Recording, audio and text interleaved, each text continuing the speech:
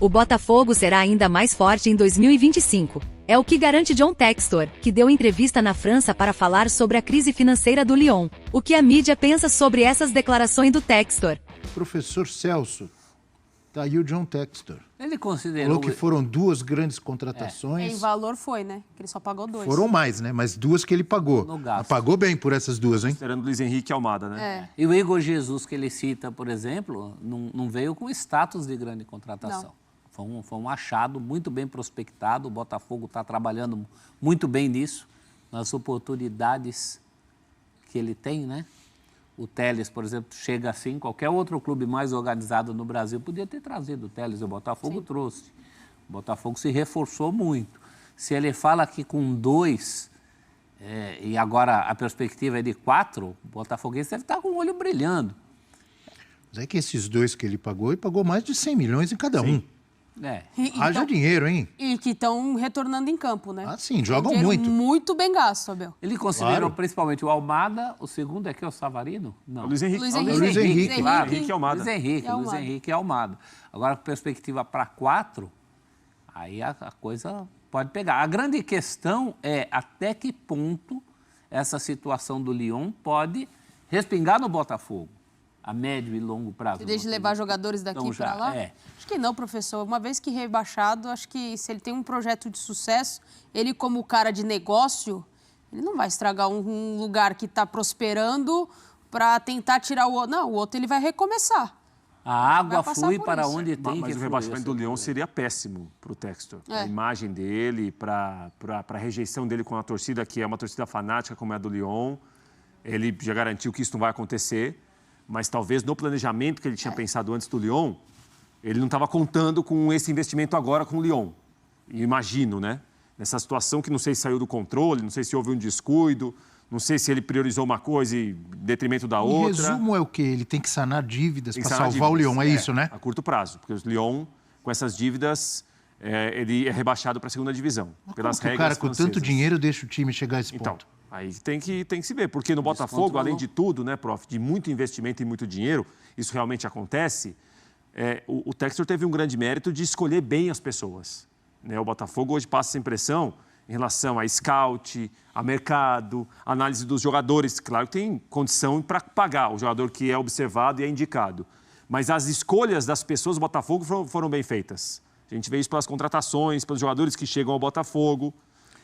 Agora, talvez em outros lugares, não. E no Crystal Palace, que o Textor é um dos sócios minoritários do Crystal Palace, ele também já foi muito xingado pela torcida. Dizendo que, olha, prioriza o Botafogo, como quem diz, contrata muito bem aí, monta um timaço aí, e o nosso time aqui. Ele até estava tentando mudar o comando na Inglaterra para vender a parte dele do Palace e assumir uma outra equipe. A resistência na Europa e também na Argentina, que a Argentina vem discutindo isso, tá? É muito maior do que no Brasil. Não dá para comparar. No Brasil, as SAFs são vistas como salvação. Não, mas não dá para comparar a Europa. Chega, né, prof? Como mas o investimento da Europa é outro. Da pátria mesmo. A reação dos europeus e também dos argentinos é de resistência. De perder, de um certo nosso clube. É isso, a nossa comunidade, o nosso clube. Aqui no Brasil, não. O cara é recebido de braços abertos. Tem bandeira do Botafogo com a cara do Textor. Professor, apesar dessa resistência que você fala, na Inglaterra, por exemplo, muitos tentaram resistir, brigam bravamente, mas não estão... Por exemplo, City, Chelsea, quem mais? O próprio United. Liverpool, United. Foi fundado tudo com investidor estrangeiro. A Argentina tem muito isso, prof. O americano ou o árabe. O conhecimento do clube. E eu respeito muito isso. Sim, acho que é um negócio que é diferente mesmo. Cimento, né? Mas nada como o campo para falar. Então. O Textor hoje é ídolo porque o Botafogo está na bica de conquistar 2 dos maiores mas a SAF não é o único caminho, é um dos caminhos. Exato. Não é o único caminho. Para uma organização, uma responsabilidade maior na sua administração, uma organização, isso não depende de SAF. Depende ali de quem está administrando e ter um pouquinho de bom senso para administrar um clube de maneira coerente, né? Com bom senso, com uma administração responsável, coisa que a gente não vê muito. Agora, quando isso tem um dono, que aí vira SAF, quando existe um cara que manda no dinheiro, a tendência é uma melhor organização, profissionalização. Isso não aconteceu com o Vasco. Não foi uma coisa tão organizada. Tem SAF do mal. Então, tem SAFs e SAFs. Claro que tem. A do Vasco não deu certo. Claro. A do Botafogo deu muito certo. Então, assim, também não é a única opção. É a única opção SAF. Não, é um dos caminhos. Eu acho. O Vasco não deu certo, mas o Vasco não está melhor agora do que estava antes? Mas não por causa da SAF. A SAF foi uma SAF ali teve muitos problemas. Primeiro, não teve uma concorrência do jeito que deveria ter. Sim. Então, os caras vêm e compram na baixa. O Cruzeiro, por exemplo, teve uma SAF de transição. Hoje a gente vê interessante com o Ronaldo. Ronaldo mais pé no freio, menos torcedor que o Pedrinho. Estava quase falindo, acabando o clube. Ajudou. Interessante por isso. Mas não era a SAF dos sonhos do Cruzeirense. E esses quando você pensa em SAF, você pensa em caminhão de dinheiro. Vamos chegar. Esses clubes no desespero, quando eles estão quase à beira da falência, tem uma outra situação também. Eles são vendidos por um valor muito menor do que eles poderiam ser vendidos. O cara está comprando na baixa. Você compra na baixa. Então, você paga 400 milhões, 500 milhões para pagar a curto prazo uma dívida, né? E você comanda o clube. Né? Então, assim, tem isso também no Brasil, que a parte associativa, quando ela é muito mal feita, e no Brasil tem muitos exemplos disso, eu também sou contra, vilanizar a parte clube associativo. Acho que o clube associativo existe, tem condição de continuar existindo, mas os que estão no desespero, eles vendem um clube gigante, uma marca muito, muito valiosa por preço muito mais baixo. E aí você compra na baixa, como falou o professor. O Textor sinalizou uma coisa interessante e que pode resolver esse problema, que não é propriamente um dilema do botafoguense, mas mais os outros torcedores falam, né? É só uma transição, daqui a pouco o Luiz Henrique, por exemplo, vai embora. Se o Textor repuser... Qual clube não queria ter o Luiz Henrique por um ano, por dois? Não, mais do que isso... O clube associativo também não tem vários jogadores que vêm, ficam um ano e vão embora? E mais do que isso, se o Textor repuser 2 grandes reforços por outros 4, e assim sucessivamente, como fazia, não era a SAF, mas a Parmalat fazia isso com o Palmeiras. A Parmalat montou vários grandes times diferentes do Palmeiras. Ia repondo grandes craques. Então, se ele conseguir fazer isso, se a água fluir para onde tem que fluir, como ele falou, ele ganha o coração do botafoguense durante todo o período em que for SAF. Imagino que seja para sempre, até que ele venda para outro, né? Uma vez que se transforma em SAF, é muito difícil um retorno. O Botafogo é a SAF que até agora mais deu certo, mais tem sucesso? A curto prazo? Sim. É a SAF da semana. A curto prazo eu digo porque você espera... Qual time? Tem o City, né, em relação ao Grupo City e o Bahia. É um processo ali.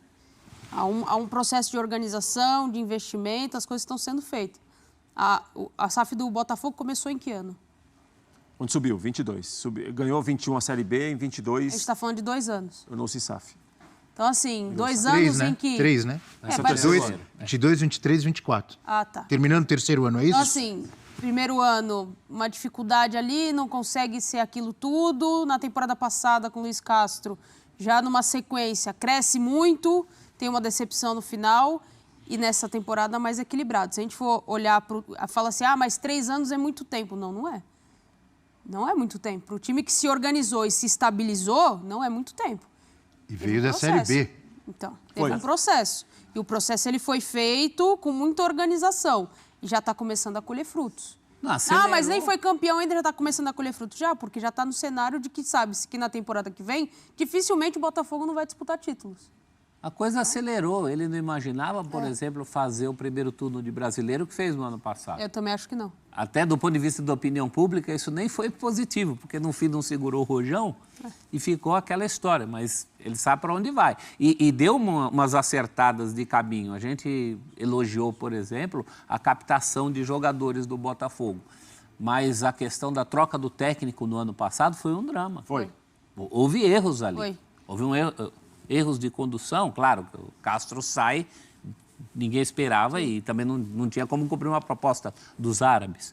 Mas ali se conduziu mal aquele processo. Então o Botafogo aprendeu também com alguns erros. Nem tudo foram flores nessa SAF. O próprio John Textor ele fala em uma entrevista que tudo que estava sendo feito internamente, né, administrativamente, na organização, era para colher frutos a médio prazo, não era imediato.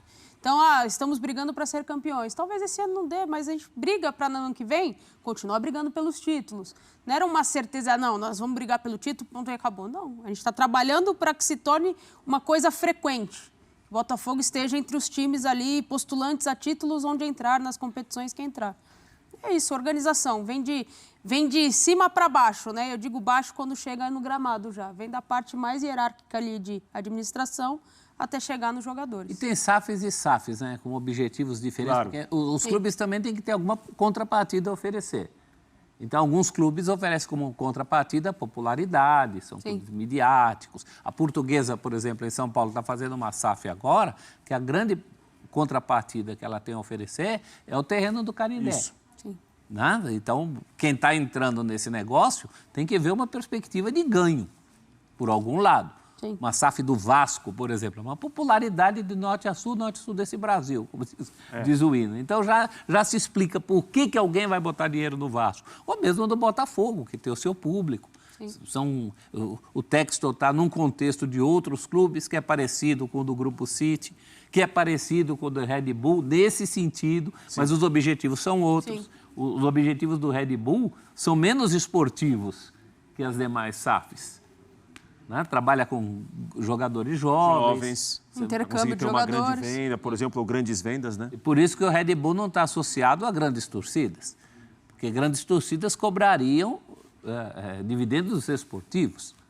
Então, cada um sabe a característica do seu negócio, isso olhando do ponto de vista de quem investe. Do ponto de vista de negócio, né? A gente... Na Fórmula 1 tem dividendos esportivos. Tem. Então, Diferente a gente pensa muitas vezes só no lado do futebol, né? Do clube, do torcedor. A gente pensa com cabeça de torcedor, né? A Natália falou a palavra business. A business. Compartilhe sua opinião nos comentários. E se você gostou do nosso conteúdo, não se esqueça de deixar seu like, se inscrever no canal e ativar o sininho para não perder nenhuma novidade sobre o Glorioso.